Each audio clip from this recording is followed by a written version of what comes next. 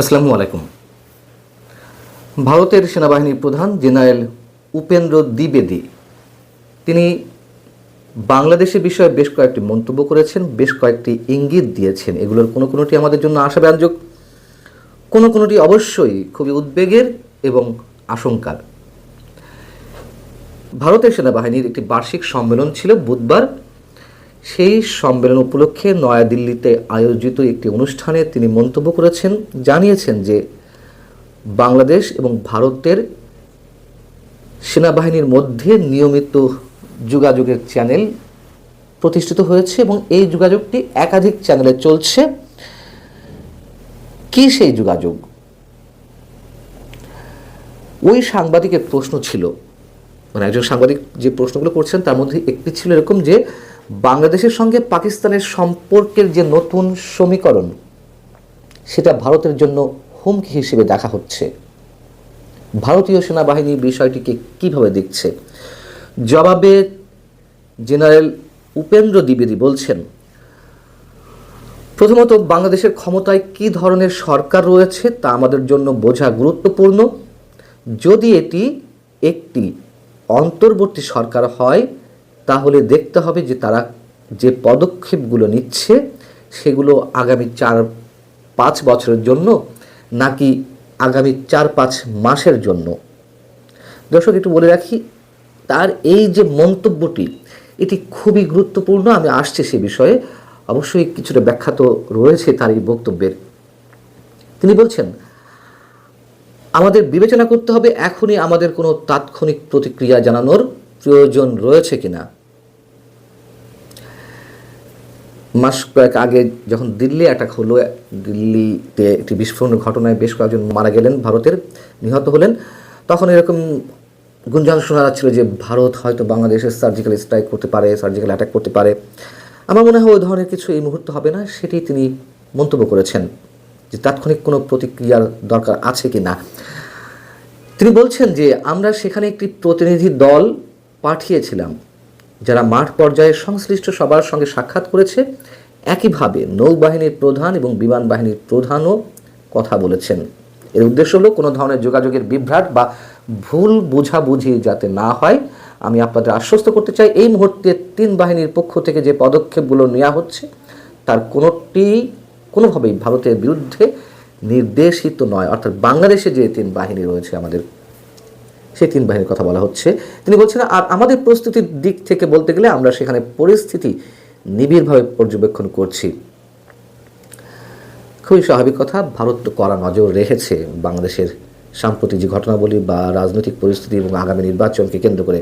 এখন বিষয় হচ্ছে, ভারতের সেনাপ্রধান যে মন্তব্যগুলো করলেন তা খুবই সিগনিফিক্যান্ট আমাদের জন্য এবং তার এই বক্তব্যগুলো থেকে আমরা অনেক কিছু ধরে নিতে পারি।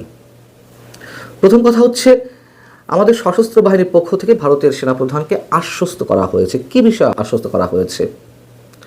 হতে পারে বাংলাদেশে মৌলবাদী শক্তির বিষদাগ যে ক্রমান্বয়ে বেরিয়ে আসছে, অনেকের যে আশঙ্কা, সেখান থেকে অন্তত ভারতের সীমান্তে কোনো ধরনের কামড় বসাতে দেওয়া হবে না এমন নিশ্চয়তা দেওয়া হতে পারে এদেশে কোনো ধরনের সংখ্যালঘু নির্যাতন হবে না তার নিশ্চয়তা দেওয়া হতে পারে আমাদের সশস্ত্র বাহিনীর পক্ষ থেকে। আমাদের জন্য সেটি অবশ্যই ইতিবাচক। দ্বিতীয় কথা হচ্ছে, যে বিষয়টি আপনাদেরকে একটু খেয়াল রাখতে বলেছিলাম, খুব গুরুত্বপূর্ণ, আগামী নির্বাচন 4-5 মাসের জন্য হতে যাচ্ছে নাকি 4-5 বছরের জন্য হতে যাচ্ছে, এ বিষয়ে যে মন্তব্য করেছেন সেটির মধ্যে দিয়ে তিনি কী ইঙ্গিত দিতে চেয়েছেন? তাহলে কি ভারত 12ই ফেব্রুয়ারি নির্বাচন যদি অনুষ্ঠিত হয় তারপরে মধ্যবর্তী কোনো নির্বাচনের কথা ভাবছে বাংলাদেশের ক্ষেত্রে? ডক্টর মোহাম্মদ ইউনূস সরকারের সঙ্গে ভারত কোনো ধরনের সম্পর্ক স্থাপিত করবে না, এ কথা ভারত গত 17 মাস ধরে বলে আসছে নানানভাবে। বাংলাদেশে মৌলবাদী শক্তির উত্থান যে ঘটছে তা তো শুধু আর ভারত বাংলাদেশের আলোচনার মধ্যে সীমাবদ্ধ নেই। আন্তর্জাতিক বিভিন্ন গণমাধ্যম, আন্তর্জাতিক বিভিন্ন গবেষণা প্রতিষ্ঠান তাদের গবেষণায় এই বিষয়গুলো তুলে নিয়ে আসছে। পাকিস্তানের সঙ্গে যে বাংলাদেশের অতিমাত্রায় সখ্যতা, মানে ইতিহাসের সর্বোচ্চ পর্যায়ের সখ্যতা, তা তো অনেকের কাছেই উদ্বেগের। সেই জায়গা থেকে আগামী 12ই ফেব্রুয়ারি নির্বাচনের মাধ্যমে কি হতে যাচ্ছে সে বিষয়ে নিশ্চয়ই ভারত এখনও সন্দিহান। যদি জামাত নিয়ন্ত্রণাধীন জোট এনসিপি সহ তাদের যে জোট, সেই শক্তির উত্থান ঘটে, অথবা ভারত বাংলাদেশে এই নির্বাচনের মাধ্যমে যে ধরনের সরকার দেখতে চাচ্ছে সেটি যদি তাদের প্রত্যাশা অনুযায়ী না হয়, তাহলে পরবর্তী 4-5 মাসের মধ্যে তারা কি ভিন্ন কোনো কিছু কথা ভাবছে? এ প্রশ্ন অবশ্যই আমাদেরকে ভাবাচ্ছে। পাকিস্তান থেকে আবার JF-17 যুদ্ধবিমান কেনার কথাবার্তা চলছে বাংলাদেশের পক্ষ থেকে।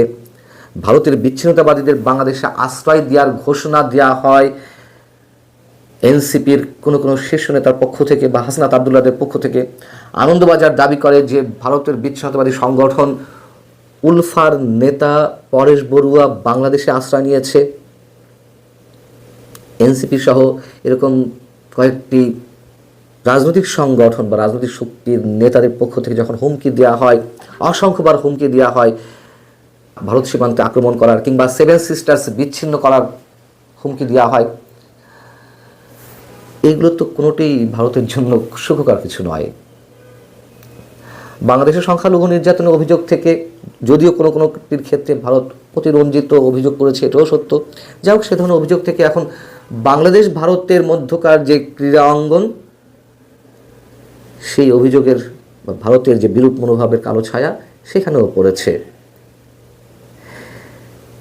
এগুলোর কোনোটিই আমাদের জন্য সুখকর কিছু নয়।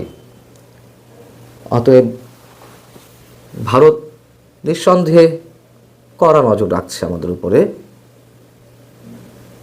ভারত পায়ে পাড়া দিয়ে আমাদের সাথে সংঘর্ষ জড়াতে আসছে নাকি আমরা ভারতের পায়ে পাড়া দিয়ে সংঘর্ষ বাঁধাতে চাইছি, যুদ্ধ বাঁধাতে চাইছি, সেগুলো নিশ্চয়ই বিবেচনার দাবি রাখে।